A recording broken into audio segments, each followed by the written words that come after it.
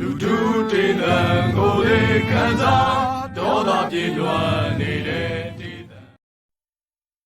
ရဲဘော်များမိတ်ဆွေများပြည်သူများအားလုံးကျမ်းမာပါစားလို့ကျမတို့ဖောက်ထွက် channel မှာနှုတ်ခွန်းဆက်သလိုက်ရပါတယ်ဒီကနေ့မှာတော့2025ခုနှစ်စက်တင်ဘာလလူ့ဘောင်ဒီမိုကရက်တစ်ပါတီစာစဉ်တွင်ဖော်ပြပါရှိခဲ့သည့်စစ်ကိုအနိုင်တိုက်ကြမှာလားဒီလစကား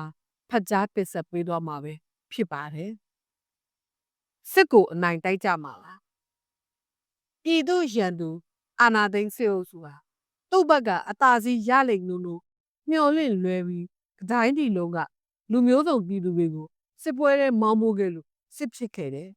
ဒီတော့ຫນွေဦးတော်လှန်ရေးဟာလက်နက်ကင်ခုခံစစ်ဆင်နွှဲတဲ့အစဉ်ရောက်ခဲ့တယ်စစ်ပွဲဖြတ်တန်းမှု၄နှစ်ကျော်ချိန်မှာစစ်နိုင်တိုက်ရေးအာဏာသိမ်းရေးဆိုတာကြားလာရတယ်စစ်မနိုင်လို့စစ်နိုင်ခြင်းနဲ့ဝေးသွားလို့တဘဝကြကြထွက်လာတဲ့အတန်ပဲအင်အားနဲ့ရင်းမြစ်ကြီးကြီးသေးသေးတိုက်နေတဲ့တိုက်ပွဲကတိုက်ပွဲဝင်တဲ့သူကိုလက်တွေ့တောင်းဆိုတာတင်ကြားတာကိုတက်လာကြရတာပါပဲ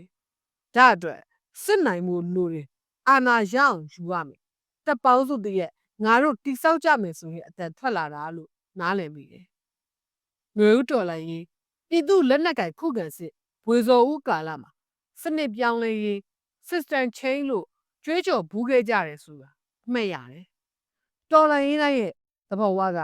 အာဏာရန်ရာအစ်စ်ကိုထူထောင်မာကြီးဖြစ်လို့အစမ်းမဟုတ်သလိုအောက်မေ့ခဲ့တယ်အဲ့ဒီချိန်ပဲစီကလူမျိုးစုံဗမာပြည်သူတွေဟာစစ်ပွဲရဲ့ဗတ်တစ်ဖက်ကကိုယ်တိုင်ပါဝင်တိုက်ခိုက်သူတွေပါ၄နှစ်ကျော်ကြာတော့စစ်ပွဲဟာစနစ်ပြောင်းရေးကိုမစုံသေးပေမဲ့လူမျိုးစုံဗမာပြည်သူတွေဟာပြိသက်လိုဘာလိုဖြစ်လာတယ်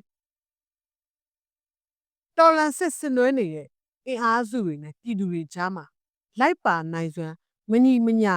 စဖြစ်လာတယ်လို့ဆိုရမယ်ဒါစစ်ပန်းနဲ့ပြရုပ်ပဲသဘောဝလည်းကြဒီအချိန်မှာစစ်နိုင်တိုက်ရေးအာဏာသိမ်းရေးအတန်တော်လန်အင်အားစုတွေစီကကြားရတယ်ရန်သူဘတ်တော်သားတွေစီကလည်းပြည်သူတွေရဲ့နစ်နာကြီးနေမှုကိုကုစားနိုင်မှုစစ်ဆက်ဆွေးနွေးပြေးအေးရေးနဲ့ရွေးကောက်ပွဲဆိုတာကိုခင်းကျင်တယ်ဂျားကလူကိုယ့်ဘက်သားလူတွေကလည်းရန်သူနဲ့တလေတဲ့လော်လာကြလှော်လာကြတယ်လုံလောက်တဲ့ရင်မိမှုကြောင့်ငားနဲ့ဖာခြားနာသွားတာပါစစ်ပွဲရဲ့လူရင်းကကိုနိုင်သူရှုံးရလက်ကိုတိဆောက်ချင်းပြုရတာဖြစ်တော့စစ်ပန်းချိန်ကစားကွက်ကိုနှစ်ဖက်ရွှေ့ကြတာလို့စင်ကျင်မိတယ်တိုက်ပွဲကရှေ့ကြဤလာတဲ့အခါအချို့ကိုအလှည့်ပြောင်းဆိုတာဖြစ်လေရှိတဲ့အတိုင်းစစ်နိုင်တိုက်ရေးအာဏာသိမ်းရေးကိုတကယ်လုံနိုင်ကြမှာလားလို့စိုးရိမ်ချက်တွေလည်းတီတိုကြားလာတယ်ဒါက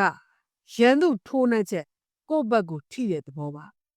တော်လန်အင်အားစုများကလူမျိုးစုံဗမာပြည်သူတွေရဲ့တော်လန်စစ်ကိုကပါဝင်တိုက်ခိုက်နေတာကိုပိုင်စစ်ကိုပြည်သူတွေကထောက်ခံအားဖြင့်လိုက်ပါနေရတာမဟုတ်ဘူးဆိုတဲ့တရုပ်ကိုသေချာပြီးအောင်ကန်စုံနိုင်ရင်စိုးရိမ်စရာမလိုလက်တွေ့ဖြစ်နိုင်ရင်ရှိတဲ့ကိစ္စလို့မြင်ပါတယ်ကို့အတွေးခေါ်မှာစစ်ကိုငါတို့နိုင်အောင်တိုက်နိုင်မှာလားဆိုတဲ့မေးခွန်းရှိလာခဲ့ရင်ကိုပဲငါကစစ်ကိုနိုင်အောင်တိုက်မှာလားလို့လက်တွေ့ကြ